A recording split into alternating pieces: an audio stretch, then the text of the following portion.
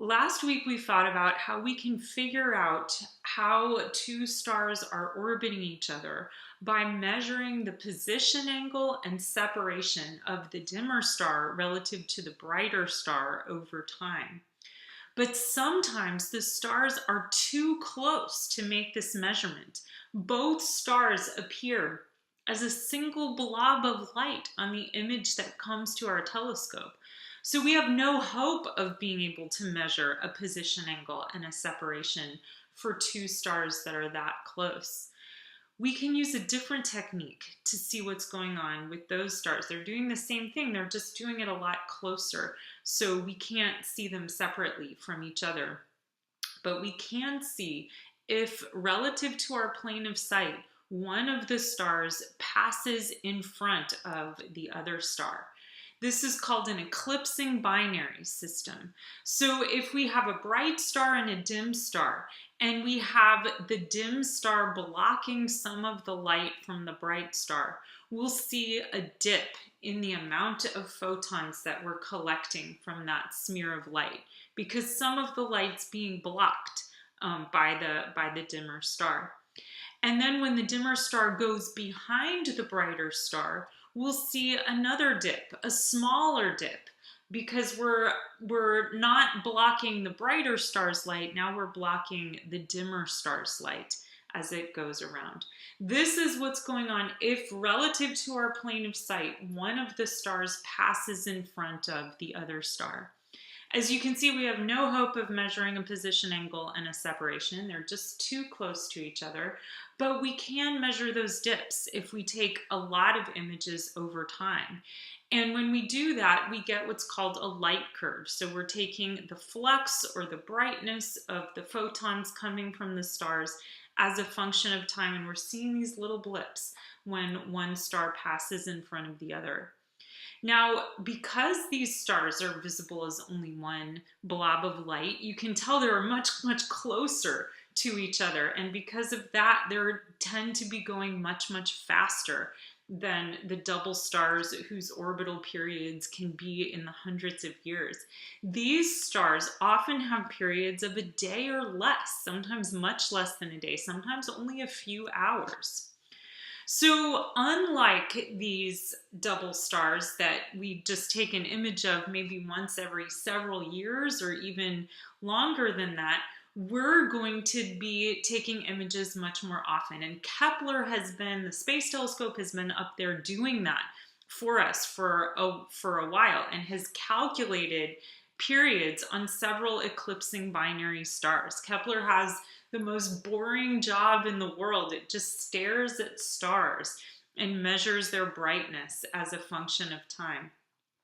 So it has what's called photometry. That's these measurements of flux on stars from several patches of sky. It just picked some patches of sky and it's measuring brightnesses of stars. It's not at specific wavelengths. It doesn't have fancy filters on it that get just the red photons or just the blue photons. Kind of gets a range of photons, but that's enough to calculate some preliminary periods for these eclipsing binary systems. So these gray fields are fields that Kepler has been staring at, and we need to pick some that are currently visible in our night sky. So to recap, we can contribute single position angle separation measurements for more widely separated double stars that we can resolve on a single image. We could perhaps come to an orbital or linear solution, getting all of the orbital parameters of a system, or show that it's not orbiting using some methods like that. So we can get those from single images from telescopes, or we can study one of these eclipsing binary systems. We need more images to analyze, and we need to be able to do some computer programming and some math to analyze those images. We can figure out if we think the period that Kepler measured is still accurate. We can make some inferences about the temperature of the system if we use filters to look at specific wavelengths coming off of those systems. So here's the website for selecting a target from the Kepler Eclipsing Binary Catalog. EBs stands for Eclipsing Binary. So this Kepler EBs catalog is what we want. We want one that's in the night sky now so that we can get images of it. And we want the period of the system to be a fraction of a day so that we can get data that span a whole bunch of different periods over the course of a few weeks. We don't want exactly half a day because then we'll end up getting the image of the star at the same time every night and we won't get to see kind of the full light curve. So let's take a minute and look at this Kepler EBs, keplerebs.villanova.edu. And then I'm going to search. The last part of that URL is search, S-E-A-R-C-H. Kepler Campaign 1 is kind of up there right now when I'm recording this video. So I'm going to show a Kepler campaign and I'll restrict it to Campaign 1. That's kind of in the realm of about 10 hours. That'll be visible as we go through.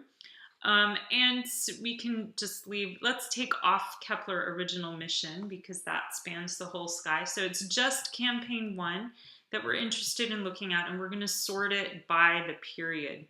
So then we scroll down to the bottom and click search on this website. And you can see we get 66 results, lots of choices for stars that are been looked at by Kepler. And the campaign says K2C1 for all of these stars. That means the campaign 1, and it's sorted by period. The units of the period are days. So 0.22 days means about a fifth of a 24-hour period. So like 4 or 5-ish hours for that star system. And we go down, you can see these periods start getting to be a day and a half, a day and a little bit, 2 days, 3 days, etc. And there's another page of results after that. So these are all the stars. You can click on any of them to see the light curve that has been plotted for the star. And you'll notice something. If you look at several of these, which you need to do, you'll see that the big primary eclipse is always right smack in the middle of the light curve. It's plotted by convention like that. And that secondary eclipse, the smaller little blip, is off to the sides of the light curve. So let's look at a few more, just randomly picking them. This one has a very deep secondary eclipse, and we'll see that the shape of the light curve tells us a little bit about what these stars are doing relative to each other. You can see the RA and the DEC that's listed there, the magnitude, that's how bright the star system is. And it lists the period and the error on the period, as well as the first date when this was when this image was taken. So I encourage you to look at several of these light curves. There are some funky ones in here. See if you can find some that have asymmetries to them. There are certainly some of those. And some that have deep dips, some that have shallower dips. And you can look at the light curve for those. Okay, let's see. Slideshow from current slide.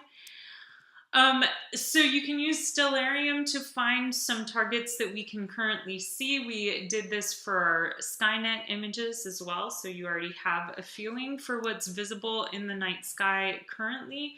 And like I said, this campaign 1 is pretty promising because it's visible now and will continue to be visible for the next several months over which we might be taking observations. So here's the search page one more time, and we did this live on the website. And here's what you get. Here are some of the fields where that you'll be looking at to see what kinds of eclipsing binary stars we're dealing with. And that LC data, light curve data, and figures over toward the right give you more pictures of the light curves. Now, like I said, Kepler's monochromatic, so it's sensitive to several wavelengths of light. It doesn't have a fancy filter. We can use filters. So we're going to use like a blue, and we'll get just those photons, and a green and a red and some infrared filters, and we'll be able to make some more inferences than Kepler was able to make, just because we're taking data at these particular wavelengths. So that's going to be exciting. And you can look at how deep the period is. This P depth number is something that I wanted to highlight, because that's the percent depth of the eclipse. If you normalize the flux so that you have a baseline of 1, that P depth is going to tell you how deep it goes down in there when it goes into the primary eclipse. And then S depth is the depth of the secondary eclipse. Okay, so here's some past data. This space telescope data you can look up. You can click straight from the eclipsing binary catalog to see what data exists about your system from the past. And then if you click on some of these light curve figures, you'll notice something interesting. This flux, this normalized flux, looks like it's all over the map. It seems very improbable that you could get a light curve as neat as this out of data that look as messy as this. And the way we do that is very interesting. We guess a period, and Kepler makes several guesses of periods when it analyzes these data. And then it figures out where each data point belongs if you were to plot it as part of the same period.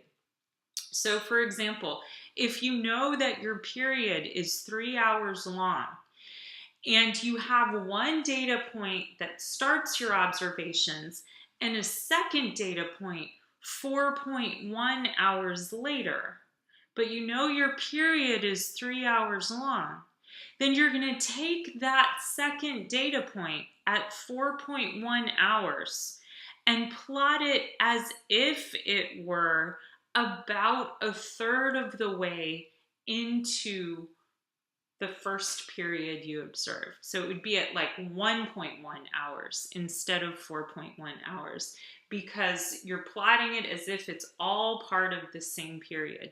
And so that's how we get this beautiful light curve from this messy looking data. And that's a problem that you will work on for a sample data set of 20 data points to try and get the data from the messy version right here into a nice, neat version that's just plotted in terms of one period. So that's how we would study an eclipsing binary system. You can see that it requires a different technique from more widely separated double stars. But that's something that you will wrestle with as part of this week's assignment. Thank you for watching, and see you in class.